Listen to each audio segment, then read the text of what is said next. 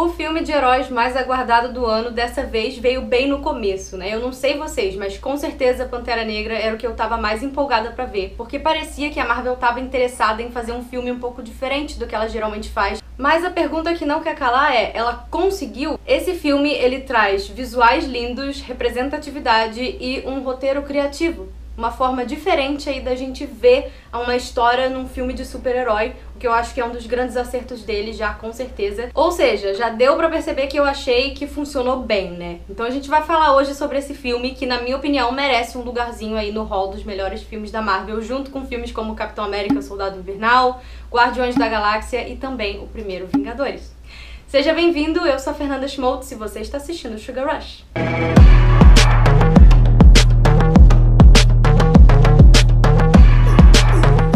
Se você chegou agora, já vai dando like e se inscrevendo aqui embaixo no canal se você gosta desse tipo de conteúdo e quer receber mais. Também aproveita e já aperta o sininho para você sempre ser avisado quando eu lançar algum vídeo novo. Bom, a história do Pantera Negra nessa versão do filme começa no momento em que o T'Challa, que continua sendo interpretado aí pelo Chadwick Boseman, tá se preparando para assumir o trono de Wakanda, né? Ele vai deixar de ser príncipe e, além das funções dele como Pantera Negra, né, que é o guerreiro do país, ele também vai finalmente assumir o trono. E aí o filme vai focar principalmente nesses desafios que ele vai ter ao assumir o trono, né? E o principal deles, com certeza, é decidir se ele vai continuar mantendo Wakanda escondida do resto do mundo ou se ele vai compartilhar a tecnologia que eles têm por causa da quantidade enorme de vibrânio que tem lá no terreno, né, em tudo que eles usam lá, e isso permite que eles tenham essa tecnologia, medicina, modos de transporte, energia, tudo isso muito mais avançado do que o resto do planeta. E aí é muito interessante a forma como a Marvel resolve desenvolver esse filme, né, os conflitos e as motivações dos personagens, porque tudo isso tem início numa mesma situação, que foi a colonização do mundo pelo homem branco, né? Claro que isso tem a ver com toda a história de opressão que a população negra sofreu desde lá dessa época da colonização. E aí o filme fala disso, né? Como as pessoas escolhem lidar com essa opressão. É muito difícil, cada um lida de um jeito. Então, você revida com ódio e mais violência, você se esconde e deixa cada um por si, já que você sabe que você tá no elo mais fraco da corrente e você não quer se meter,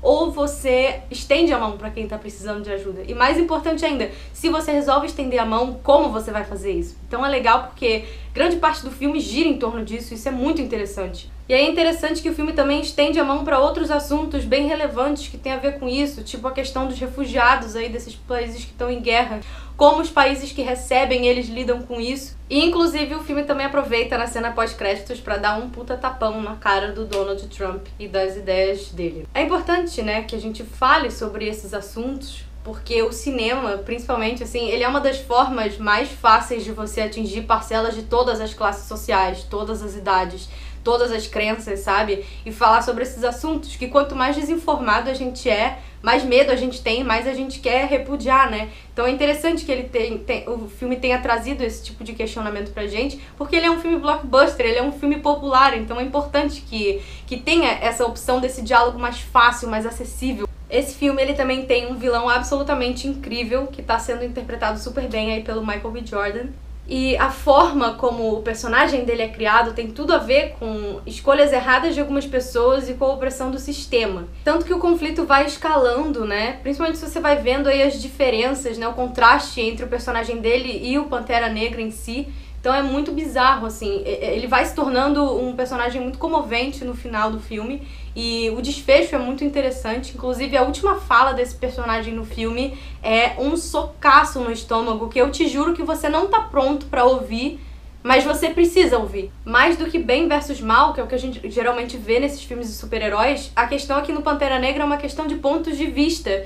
Então é muito bizarro você ver como isso afeta não só o protagonista e o vilão, mas como todas as outras tribos que compõem o Wakanda. E isso gera, né, o conflito final, as cenas de luta do final, que são muito interessantes e são visualmente também muito bonitas. Elas têm pra todos os gostos, assim, em matéria de luta de filme de super-heróis, vocês vão gostar. Outra coisa muito interessante é a composição visual e cultural, né, de Wakanda. A composição e o design são muito interessantes porque eles conseguem dar continuidade ao estilo que foi criado aí nos últimos filmes da Marvel, que já começa um universo cósmico, né, que foram o Doutor Estranho, o Guardiões da Galáxia, o 1 e o 2, né, e o Thor Ragnarok. Eles conseguem, mesmo numa história que se passa na Terra, manter essa harmonia visual aí desses últimos filmes que eles têm feito. A parte interna de Wakanda é super mais escura e tecnológica, e ela tem uns tons escuros e neon que lembram muito vários planetas, né, que os Guardiões da Galáxia, por exemplo, exploram nos 2 filmes.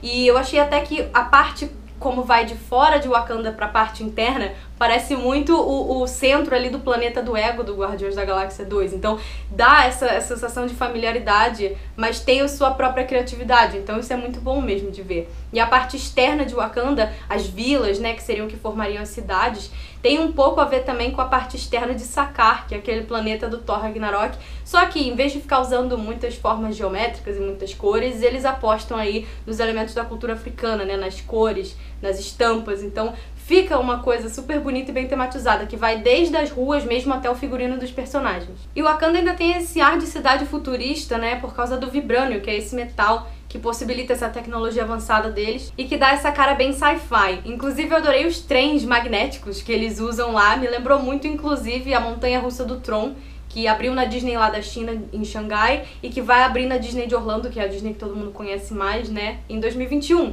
Então eu acho que eles pegaram até um pouco do design de lá, ficou muito, muito legal. Outra coisa linda, com certeza, é a construção da cultura de Wakanda, que é muito linda e apaixonante. É muito vibrante com as suas tribos, os seus rituais, a sua música e a lealdade também que eles têm com as suas tribos e com o país. Principalmente quando a gente vê o T'Challa se preparando para assumir o trono, as provações que ele tem que passar e a questão da ancestralidade, a forma como ele não se sente pronto para assumir o lugar do pai. Eu não posso ser muito específica quanto a isso porque eu já teria que começar a dar uns spoilers, mas isso me lembrou de uma forma não muito óbvia o Rei Leão da Disney, que é, na minha opinião, o melhor desenho da Disney. Eu acho que o T'Challa tem alguns conflitos parecidos com os do Simba, então foi muito legal ver isso, sabe? É muito interessante, até porque eles vêm ali de um mesmo continente, né? Então eu gostei dessas semelhanças com o Rei Leão, então isso gera algumas cenas bastante emocionantes também. A trilha sonora é bem bacana e ela também consegue misturar vários elementos legais da música, da cultura negra, né? Então ela vai desde aquelas coisas mais tribais até o rap e o hip hop. Inclusive o rapper Kendrick Lamar, que ficou responsável pelas músicas originais da trilha, e você também vai ouvir outros artistas negros de sucesso nela, como os cantores de R&B, The Weeknd e a SZA. Uma das coisas que mais tem se dito atualmente é a importância da representatividade, né? Ano passado eu tive a felicidade de assistir Mulher Maravilha, que foi o primeiro filme de uma heroína feminina liderando o filme, né, de uma forma não sexualizada. E a sensação é muito boa, sabe? Porque a Diana, ela é forte, ela é determinada, ela não tem medo de se impor diante dos seus opressores e de fazer a sua voz ser ouvida. E aqui o Pantera Negra faz a mesma coisa pela comunidade negra, né? É uma celebração às origens deles, à cultura, à força. E ele não abre, é um filme que não abre espaço para aqueles estereótipos típicos de personagem negro que a gente vê no cinema, sabe? De que ele é o ajudante, ou o funcionário, o empregado, o faxineiro, sabe? Ou o escravo, né? Ou então o alívio cômico. Isso não significa que o filme não tenha humor, mas ele não usa uma parcela da população como escada para o humor. E é isso que a galera busca quando a gente fala de representatividade. Não é que a gente não queira mais que tenham personagens homens brancos nos filmes, mas sim que você consiga se enxergar do jeito que você é, sabe? E não do jeito que uma parcela da população te vê. E eu acho que essa é a importância desse tipo de filme também, né? Então, eu acho que esse filme faz isso muito bem pela comunidade negra, apesar de eu ser branca, né? Eu achei muito bonita e respeitosa e adorei a forma como eles aproveitaram mesmo pra inserir a cultura toda no filme, sabe? Eles não ficam embranquecendo os personagens. Os personagens são daquele jeito e eles são isso mesmo, sabe? A cultura é deles, as cores são deles, as formas são deles, as músicas são deles, a origem toda é deles, sabe? O discurso é deles. Então é importante que tenha esse tipo de filme. Aproveitando que a gente estava falando das mulheres, eu queria falar como eu adorei também a representatividade feminina nesse filme, né? Todas as mulheres têm a chance de mostrar sua força de um jeito ou de outro. tem mulher reinando, tem mulher liderando o departamento científico do país, tem mulher lutando pela liberdade de outras pessoas, tem mulher espionando, tem grupos de mulheres guerreiras e, claro, todas elas entram na luta num momento decisivo também, e elas não estão usando aquelas roupinhas ou muito curtas ou desnecessariamente justas que são colocadas ali só pra elas serem o eye candy da cena. Então eu acho importante que as pessoas tenham essa chance de se olhar e se ver como elas se enxergam, sabe? Eu acho que essa é uma das grandes importâncias do filme, e nada nele parece gratuito, sabe? Não parece aquela militância por nada. Não parece um filme que tá tentando capitalizar em cima de uma militância, mas sim um filme que tá dando espaço, um espaço mais do que necessário, né? Pra celebrar a cultura da comunidade negra, que é sempre reprimida o tempo inteiro. Ou seja, ele é um filme de super-herói blockbuster, sim, mas ele tem reflexão também. E não é aquele tipo de reflexão que tá escondidinho lá na terceira ou na quarta camada do filme, em que você tem que ficar prestando atenção e quebrando a sua cabeça pra entender. Não, ele é uma discussão acessível, que é o que realmente importa aqui, né? É você abrir um assunto atual que a gente tá vivendo e dar voz pra essas pessoas. Então eu acho que isso é um dos grandes méritos, com certeza, do filme. Isso e a inventividade do filme fazem com que, na minha opinião, Pantera Negra seja um dos filmes mais relevantes de super-heróis dos últimos tempos e que, com certeza, merece ser visto nos cinemas. E de preferência numa boa tela, num telão IMAX, porque o visual é realmente impressionante. Então eu queria saber o que vocês acham de Pantera Negra. Diz pra mim aqui embaixo nos comentários se vocês estão empolgados pra ver esse filme. E não esquece, claro, de dar like no vídeo se você gostou e se inscrever aqui embaixo pra continuar recebendo os próximos vídeos. Comenta aqui comigo se você quer mais vídeos sobre Pantera Negra, com spoilers ou destrinchando algum assunto específico, que se vocês quiserem, se tiver uma boa resposta, eu faço mais, porque eu acho que tem muito pra gente falar desse filme ainda. Então é isso, gente. Obrigada pelo carinho, um beijão enorme. A gente se vê nos próximos vídeos e não se esqueçam, somos todos Geraldo. Tchau!